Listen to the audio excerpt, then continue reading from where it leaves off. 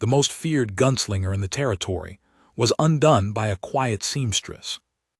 The first thing she ever said to me was that my coat was coming apart at the left shoulder seam, and if I didn't get it seen to before winter, I'd be sorry. Not "who are you?" Not "I've heard of you."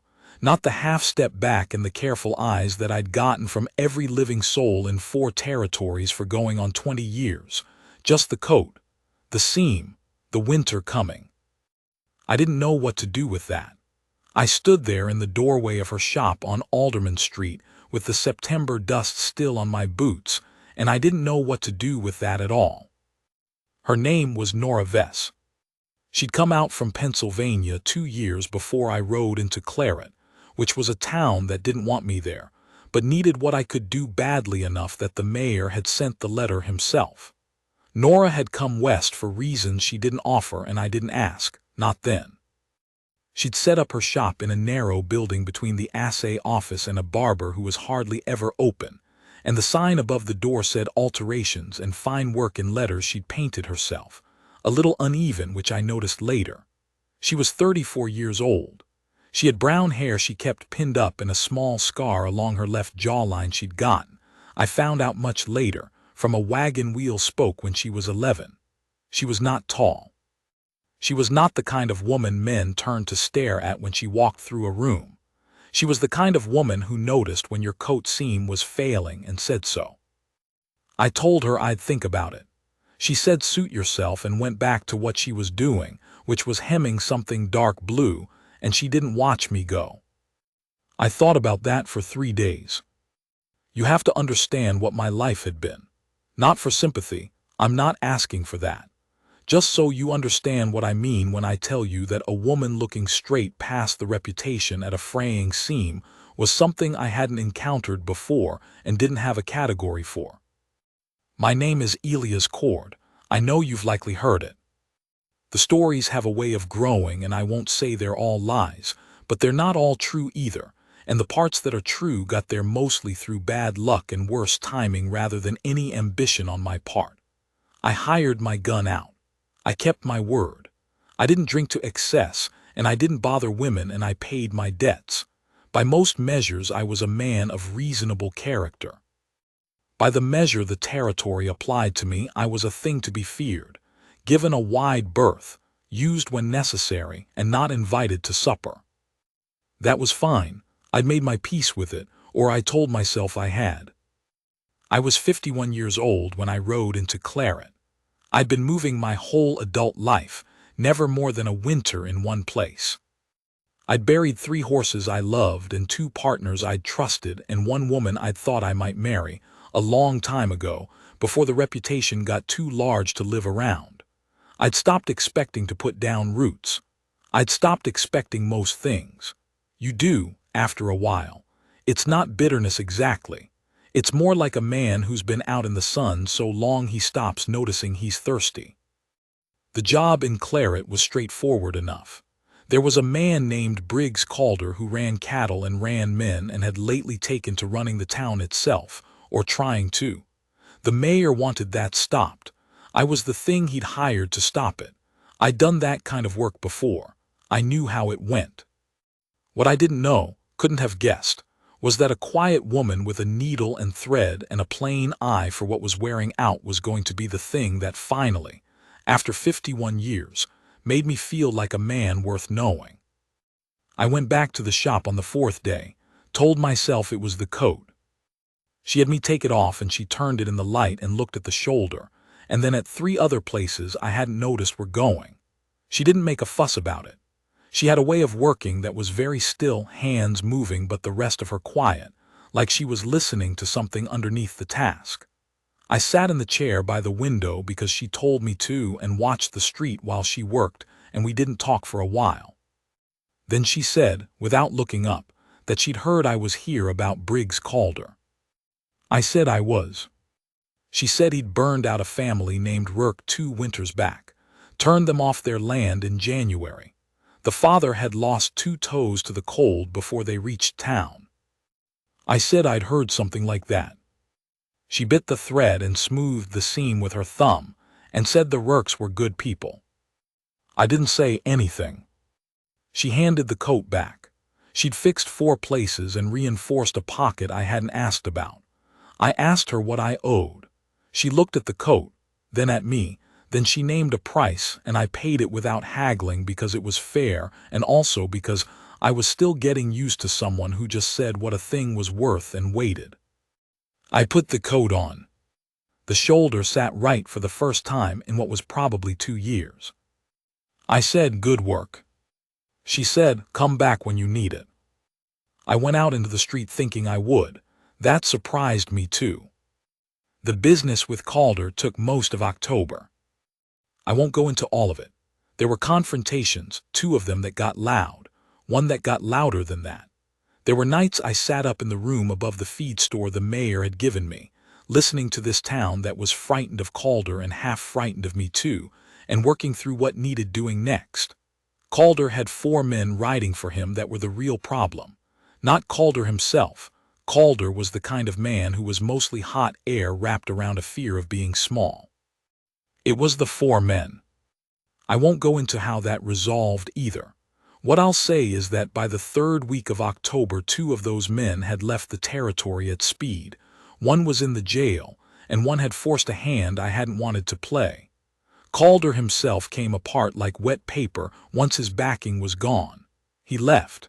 He left fast, and I don't believe he came back. What I'll tell you is what happened the evening after it was done. I was sitting on the step outside the feed store. My right hand had taken a knock, nothing broken, just bruised down to the bone, and I was resting it on my knee and not doing much of anything. The sun was going. The town was quiet in a way it probably hadn't been quiet in a long time. A few people had come out to watch when things came to a head that afternoon. Now they were back inside. That was usual. That was how it went. Nora came around the corner of the assay office, carrying a covered tin. She sat down on the step beside me without asking if I minded, and she set the tin on her knee and she said, "I made extra." She'd made a beef stew. She had a fork wrapped in a cloth. She set the tin in front of me. I looked at my right hand and she looked at it too, and she said, "That one," and nodded at my left. She didn't make a face about the hand. She just noted the situation and adjusted. I ate the stew and she sat beside me, and we watched the light go off the street. A dog moved through the dust at the far end of town. The sky went red, then the deep orange, then the color that doesn't have a good name, and we sat in it. She said, "Are you leaving?" I said I hadn't decided. She said, "Claret is better than it was." I said, "That doesn't take much." The corner of her mouth moved. I'd noticed she didn't laugh full out at things, but sometimes the corner of her mouth moved, and her eyes changed slightly, and that was what she did instead. I gave the tin back. I said it was good. She said she knew. She got up. Then she turned and looked at me, just looked, the way she did, no particular expression, that still way she had, and she said, "You did a decent thing today. Whatever people tell themselves about why they asked you here, you did a decent thing and you ought to know it." Then she went around the corner of the assay office, and she was gone. I sat there on the step for a while after. 51 years old, and a woman had just told me I'd done a decent thing and I ought to know it. And that was more than I'd known to want. That was exactly the shape of a hole I'd had so long I'd stopped knowing it was there. I didn't leave. I told the mayor I'd stay through the winter. I told myself it was prudent. Winter travel in that country was no good. I might as well be useful, and that was true as far as it went. That wasn't all of it. I started going to Nora's shop, not always with something to fix. Sometimes just in the late afternoon when the light came through her window at the angle that made the whole room amber and warm, and she'd be working, and I'd sit in the chair and we'd talk or we wouldn't. She was easy to be quiet with. That was rarer than it sounds. Most people need to fill the air. Nora used air the way she used everything, only what was needed, nothing extra.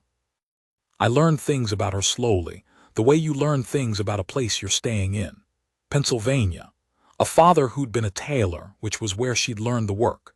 A marriage at 20 that had not been a good marriage and had ended when the man left for reasons she said once and briefly and didn't return to.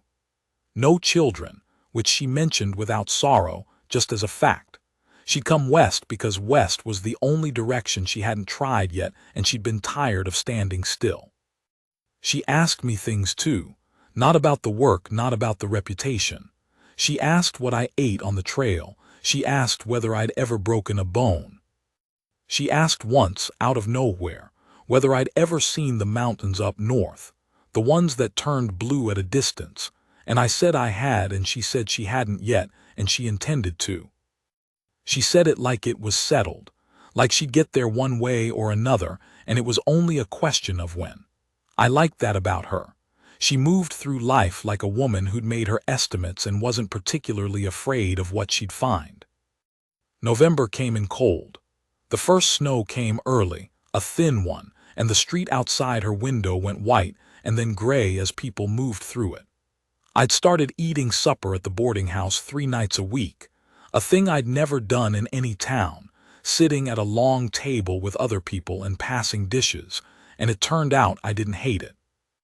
I'd been alone so long I'd forgotten that eating with people was a different thing than eating by yourself, and sometimes the different thing was better.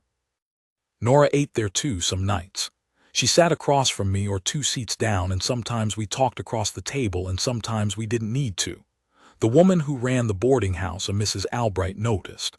I could tell by the way she looked between us when she set things down. I didn't mind.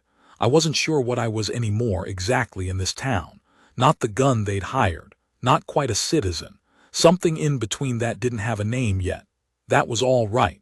I could wait for the name. The thing that changed came in December. There was a man in town named Poole.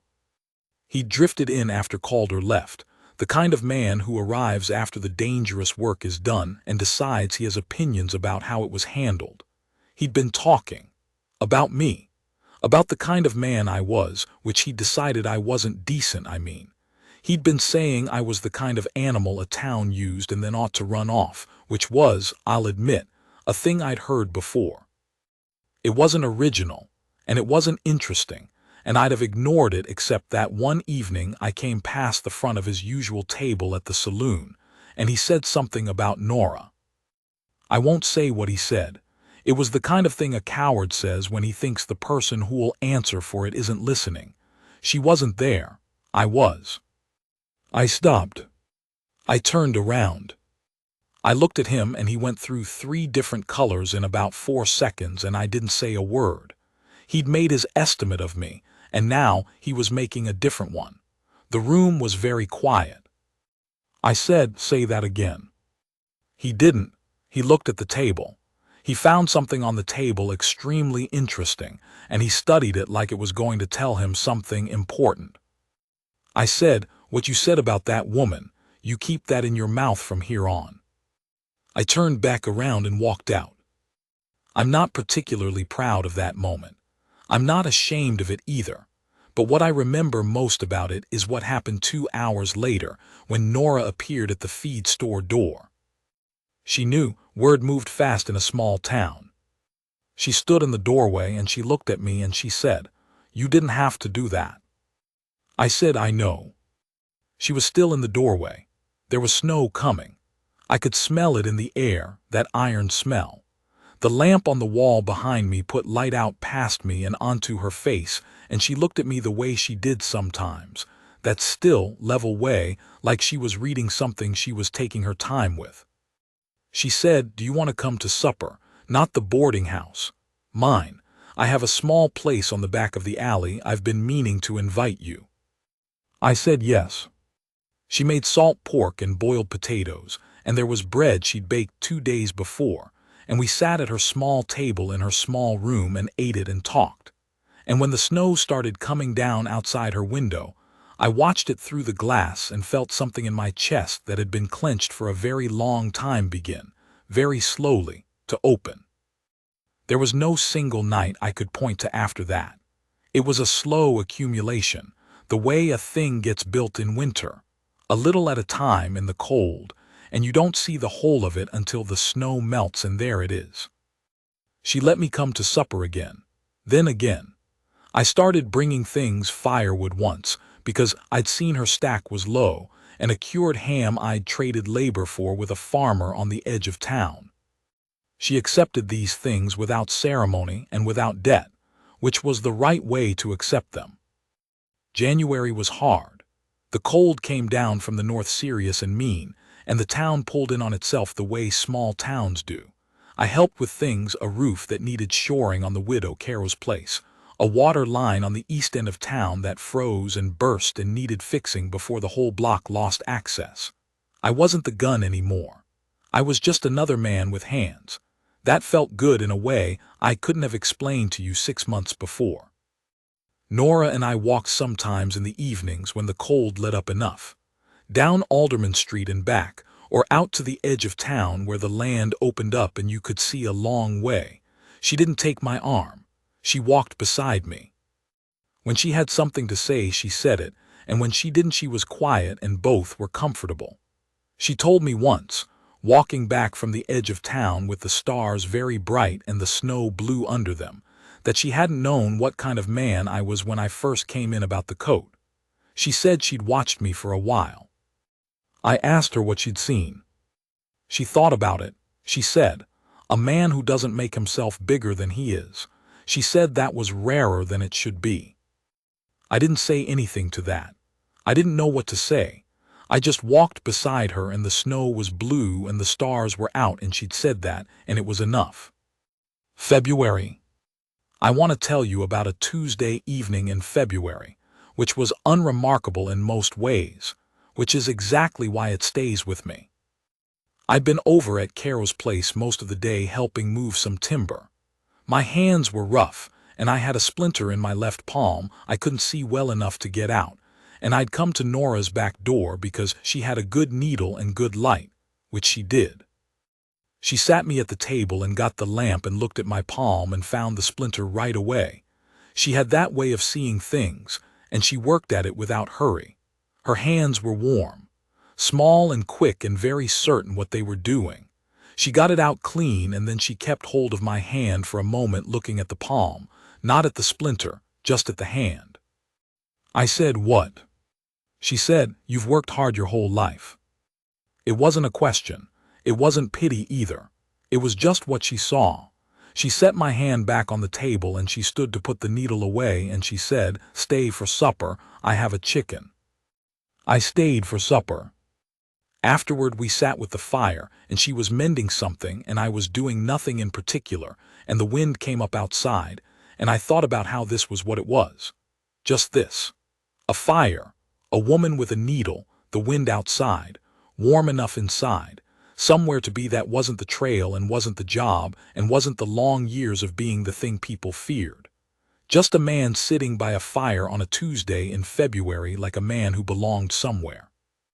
I said her name. She looked up. I said, "I don't know what to call this." She held the cloth still in her hands, and she looked at me for a moment, and then she said, "Call it whatever you like. I know what it is." I said, "What is it?" She set the cloth on her knee. She looked at me without the slight look, the reading look. She just looked. She said, "I chose this. I want you to know that. Not because you're useful or because I need something from you. Because you're the kind of man I'd have been looking for if I'd thought men like that existed. I wasn't looking anymore. And then you walked in about a coat." She picked the cloth back up and went back to her mending, like she hadn't just said a thing that was going to live in me for the rest of my days. I sat very still for a moment. Then I reached over and put my rough hand on her hand, just briefly, and she turned her hand over and held it for a moment. And then she let go and kept mending because that was who she was. And I sat there by the fire, and the wind was outside, and I was 51 years old, and I was, finally, all the way inside somewhere. I'll tell you the rest fast, because the rest isn't a story exactly. It's more just a life, and a life doesn't need to be narrated. The spring came. I put up a notice at the general store that I was available for work, ranch work, labor, whatever needed doing, and I did not put my last name on it because I was tired of what my last name did to rooms. I was just Elias. Elias who could work. That was enough. The mayor tried to make me deputy. I told him no. I told him I was done with that kind of work. He said the town would like the reassurance of having me in an official capacity, and I said the town could reassure itself, and that I was going to put in a kitchen garden. I put in the kitchen garden. It did tolerably well. Nora and I married in April in the parlor of the church, with Mrs. Albright and the parson and 2 other people in attendance. Nora wore a dress she'd made herself, dark green, and she'd done something with her hair that was different than usual, and she looked like herself, only on a day when herself was very clear. We signed the paper and walked out into the April morning, and she took my arm without ceremony, like she'd always taken it, and we walked back to her shop because she had an alteration to finish. I fixed the sign above the door that summer. I repainted the letters, alterations, and fine work, and I made them even. She stood in the street and looked up at them, and she said they were too even. She said the old ones had character. I told her I could rough them up a little, and she said, "Don't you dare." I left them even. There's a morning I keep coming back to. August, dry and gold, the kind of morning the West does when it wants to remind you why anyone came here. I was in the back of the shop fixing a table that had gotten unsteady, and Nora was at her work table with the window open and the light coming in that amber way, and she was singing something under her breath. Not a real song, just a sound she made sometimes when she was settled and the work was going right. I sat back on my heels and watched her for a moment. She didn't know I was watching. She was just there in the light with her hands moving, settled, sure of herself, sure of the work. The sound she made under her breath was very quiet. The air smelled like sawdust and thread, and something she'd been heating on the small stove, coffee, maybe. I'd been afraid my whole life of wanting things I couldn't keep. Horses, partners, the woman before Nora, everything I'd ever let myself want had eventually gone, or I'd had to move on, or the work had taken it away. I'd trained myself out of wanting. I was good at it. I was very good at not reaching for things. I was watching this woman in the morning light, and I was thinking, I got here. Somehow, without planning it, without deserving it any more than any other tired man who'd been moving too long, I got here. She'd looked past everything the territory had decided I was, and she'd seen what was underneath, which wasn't much, which was just a man who kept his word and did his work and had enough quiet in him to sit still, and she'd decided that was what she wanted. Freely, clearly, without being asked. That's what I mean when I say undone. Not beaten, not made soft, not changed into something I wasn't.